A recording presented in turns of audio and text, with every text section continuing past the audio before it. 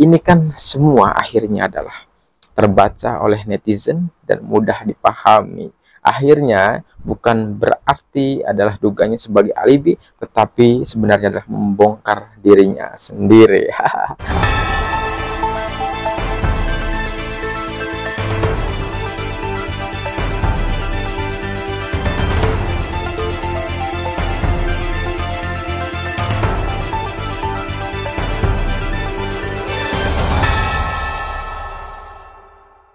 Assalamualaikum warahmatullahi wabarakatuh. Sehat selalu buat teman-teman semuanya di sana. Baik teman-teman, bahwa ada video terakhir dari pernyataan kuasa hukum Yosep Mimin Arigi Abi yang menyatakan luar biasa bahwa sekali lagi adalah mereka memang sampai hari ini masih membantah sebuah keterangan Danu, bahkan membantah juga terkait bahwa prarekonstruksi yang telah dilaksanakan oleh Polda Jabar, katanya prarekonstruksi tersebut hanya sepihak dan hanya yang diungkapkan oleh Danu semata. Sedangkan Danu juga katanya dikatakannya adalah ngarang. Mari terlebih dahulu kita dengarkan ya teman-teman. Apa yang disampaikan dalam keterangan prarekonstruksi itu adalah versinya keterangan Danu. Menurut klien kami itu tidak sih merasakan sejauh itu sekarang itu. Kalau keterangan Pak Yosep seperti apa Bang waktu malam peristiwa pembunuhan itu?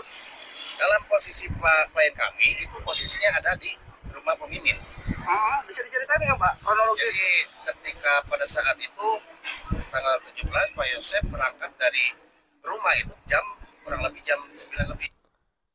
Baik, itu ya, dinyatakan bahwa memang benar adanya kuasa hukum yang merupakan representasi daripada tersangka YMAA dan AP tersebut menyatakan dengan jelas dan padat bahwa prarekonstruksi itu hanya sepihak, hanya dari keterangan Danu saja. Sedangkan dari klien-kliennya yang 4 tersebut tidak pernah merasa itu, bahkan mereka masih menyatakan dirinya mereka itu tidak ada di dalam TKP pada malam kejadian tersebut. Kan luar biasa ya teman-teman ya, sudah ada pengakuan, sudah ada alat bukti yang kemudian barangkali kita tahu banyak petunjuk barang bukti dan alat bukti yang menyertai itu sehingga kemudian mereka akhirnya adalah ditersangkakan. Baik, dari situ agak menarik kemudian ketika pernyataan mereka yang sampai hari ini itu membantah daripada pertama adalah keterangan atau pengakuan Danu dalam hal ini adalah sebagai pelaku Danu ini. Yang kedua juga membantah dari sisi prarekonstruksi yang telah dilaksanakan oleh Polda Jabar, katanya karena ini prarekonstruksi hanya sepihak keterangan daripada Danu saja, sedangkan kliennya itu tidak mengakui dan tidak menyatakannya. Baik itu teman-teman, bahwa ternyata hal itu dibantah langsung oleh Direskrimum Polda Jabar. Apa katanya? Mari kita dengarkan. Kita kan punya klien. Mereka juga meminta 2 alat bukti yang cukup kuat. Apakah sudah disiapkan 2 alat bukti itu? Oh sudah, kita bersama semua nanti kan. Oke. Pertanyaannya luar biasa dari wartawan teman-teman ini, bahwa mereka kan masih membantah gitu. Apakah sudah memenuhi alat bukti? Kata direktur menjawab, ya sudah, kita lihat nanti di pengadilan. Dan katanya apakah ada bukti kuat yang bisa kemudian mentersangkakan mereka? Yang katanya dijawab kemudian, ya sudah lah, katanya kan sudah menjadi tersangka, berarti sudah memenuhi kedua alat bukti minimalnya. Kira-kira begitu ya teman-teman. Nanti kan semua dibuktikan di pengadilan. Berarti memang sudah yakin bahwa itu tersangka. Bang, ada satu pertanyaan dari si pengacara Bang. Ketidakmungkinan si Yosep bawa jenazah sendiri, katanya kan kalau dia bawa sendiri, bersaksinya kok cuma 1, nggak berceceran di baju.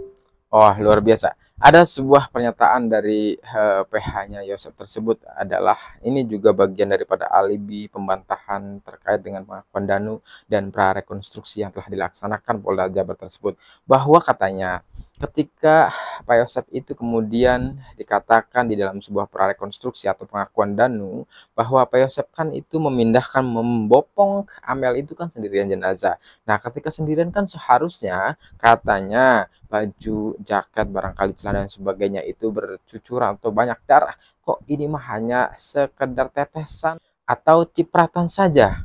Kok bisa seperti itu? Nah, kita dengarkan jawabannya. Di badan itu gimana bang? Ya semua kan ada buktinya nanti kan. Masalah ada bercak darah itu kan sudah ada. Oh, baik. Itu semua kan sudah ada buktinya nanti ya, katanya kita lihat di pengadilan. Baik, seakan kemudian direktur tersebut, Pasurawan tersebut juga menyatakan dengan tegas dan artinya dengan pede, sangat pedenya, bahwa memang Polda Jabar itu sudah mengantongi sebuah atau beberapa alat bukti yang memang untuk menjerat daripada tersangka tersebut. Bahwa wajar saja yang seperti kita tahu bahwa pembantahan demi pembantahan, alibi demi alibi dan sebagainya itu biarkan saja, karena hukum itu tidak butuh pengakuan sekali lagi, tetapi hukum itu adalah butuh yang namanya alat bukti dalam rangka mentersangkakan seseorang dan kemudian di P21 kemudian akan disidangkan di pengadilan tersebut ya. Baik teman-teman, bahwa terkait dengan pembantahan itu akhirnya fix ya, telah dibantah kembali, dijawab dengan tegas oleh pihak Polda Jabar. Bahkan Bapak Direktur Reskrim sendiri yang menjawabnya langsung dengan cepat dan tegas dan fix, kira-kira gitu ya teman-teman. Baik, bahwa kita tahu tersangka ya tersebut kan dalam sebuah konten saya juga, di dalam sebuah konten Bang Freddy juga, teman-teman yang lain kasus Subang ini, bahwa begini. Di awal kan kita tahu bahwa memang tersangka yaitu sangat berani, bahkan di situ di dalam sebuah konten saya juga tercantum tersangka yaitu menggebrak meja ketika diperiksa oleh Polda Jabar, kan lumayan atau sangat amat beraninya kan, kira-kira begitu, luar biasa. Artinya memang bahwa tersangka yaitu luar biasa, sangat berani ya teman-teman. Bahwa dari situ kita tahu terkait kemudian bercak darah yang kita tahu bahwa yang jelaslah kalau dari sisi Polda Jabar itu kan sudah mengantongi alat bukti, bahwa dari sisi netizen aja, dari sisi media yang tersebar saja, kedua bercak darah itu kan memang sangat apa ya, dibenarkan dan kemudian butuh tambahan-tambahan yang lain, bukan hanya bercak darah itu sebenarnya.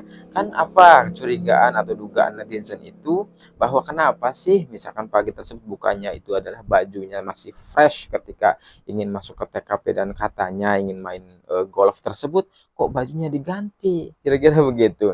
Apakah yang diganti itu adalah baju yang sebenarnya saat malam kejadian tersebut? Nah, ini akhirnya dugaan yang melebar di media itu.